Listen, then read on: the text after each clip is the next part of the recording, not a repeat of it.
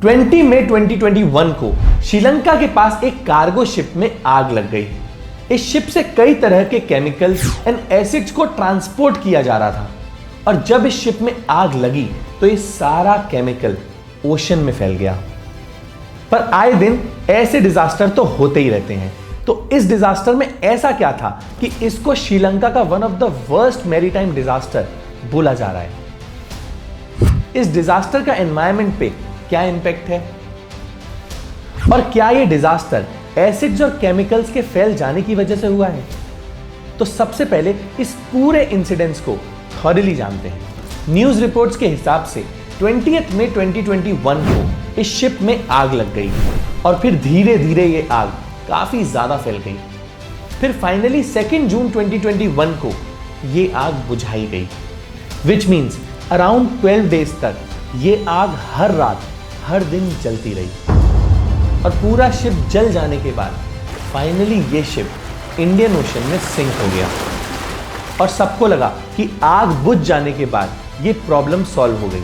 पर एक्चुअली में यहां से प्रॉब्लम स्टार्ट हुई क्योंकि इसमें 350 ton of heavy fuel oil भी था। तो उस जगह की मरीन लाइफ और कोरल रीफ दोनों को ही इसका काफी ज्यादा नेगेटिव इफेक्ट हुआ। पर इससे भी ज्यादा इंपैक्ट किया नर्डल्स ने। तो पहले समझते हैं कि नर्डल्स होता क्या है। बेसिकली ये प्लास्टिक के बनने वाले प्रोडक्ट्स के रॉ मटेरियल है। इसे वर्जिन प्लास्टिक भी कहा जाता है। ये नर्डल्स साइज में बहुत ही छोटे होते हैं। They are only about 5 mm in size. इसका मतलब ये है कि ये एक्चुअली में माइक्रोप्लास्टिक है। और रिपोर्ट्स के हिसाब से इस शिप में अराउंड 1500 टन्स ऑफ नर्डल्स भी थे जो पानी के करंट की वजह से जगह जगह फैलते गए और इसका इंपैक्ट दूर दूर तक फैलता गया। इनफैक्ट कोलंबो के बीचेस पे भी अराउंड 75 बिलियन नर्डल्स फैल गए और 470 टर्टल्स, 46 डॉल्फिन्स और 8 व्हेल्स जो उस कोस्ट पे डेड पाई गई, उनकी बॉडीज में बहुत सारे नर्डल्स थे। ये तो सिर्फ वो क्रिएचर्स हैं जो कोस्टलाइन पे आ गए, पर सोचिए कि ओशन पे इसका इम्पैक्ट एक्चुअली में कितना बड़ा हुआ होगा। और इससे 4 मेजर थ्रेट्स सामने आए हैं। Entry of nurdles in the food chain. ये नर्डल्स दिखने में फिश की एग की तरह होते हैं, जिससे बर्ड्स और एक्वेटिक एनिमल्स इसको अपना खाना समझ के खा लेते हैं और धीरे धीरे ये इनके डाइजेस्टिव सिस्टम में जमा होता जाता है। इन नर्डल्स को जब छोटी मछलियां खा लेती हैं तो फिर उनको बड़ी मछलियां खाती हैं और फिर बड़ी मछलियों को ह्यूमंस खाते हैं। तो डायरेक्टली और इनडायरेक्टली इस डिजास्टर का इंपैक्ट ह्यूमंस पे भी होगा। नर्डल्स ऑल्टर नेचुरल फिनोमिना। नर्डल्स का बीच में मिल जाने की वजह से ये सैंड की कैरेक्टरिस्टिक्स को भी चेंज कर सकता है। जैसे सैंड की हीट एब्जॉर्ब करने की कैपेसिटी और सैंड तक हवा या मॉइस्चर पहुंचाने की कैपेसिटी भी चेंज हो सकती है।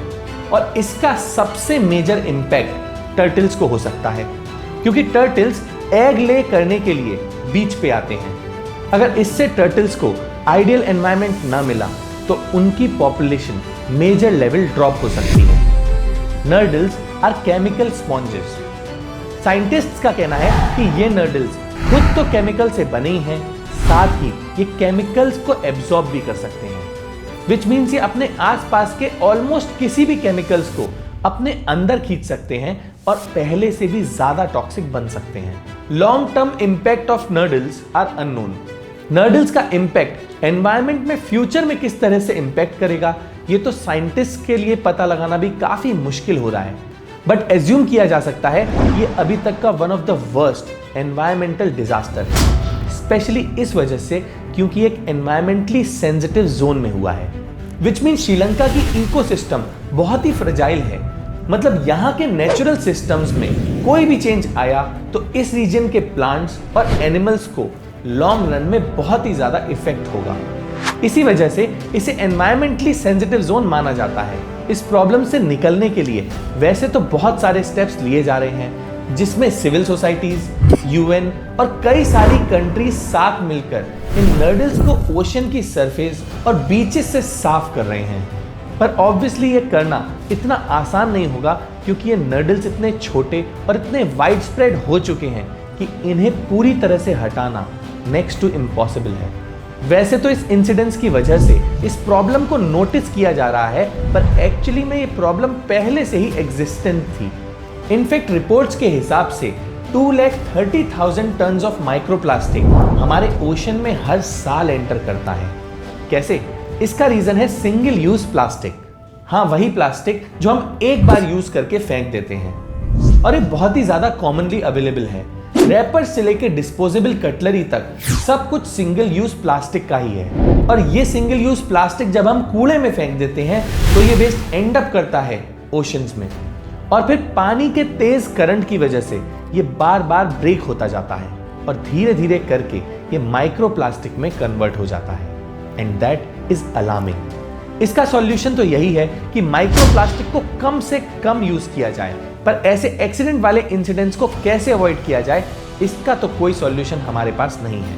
क्योंकि ना तो हम ये बोल सकते हैं कि नर्डल्स की ट्रांसपोर्टेशन को रोक दिया जाना चाहिए, और ना ही हम ये बोल सकते हैं कि नर्डल्स की प्रोडक्शन को बंद कर देना चाहिए।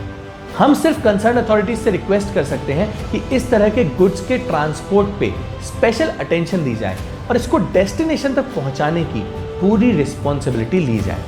तो अगर आपको लगता है कि ये एक इंपॉर्टेंट इंफॉर्मेशन थी तो इस वीडियो को शेयर करिएगा, सो दैट ऐसी प्रॉब्लम्स को सीरियसली लिया जाए।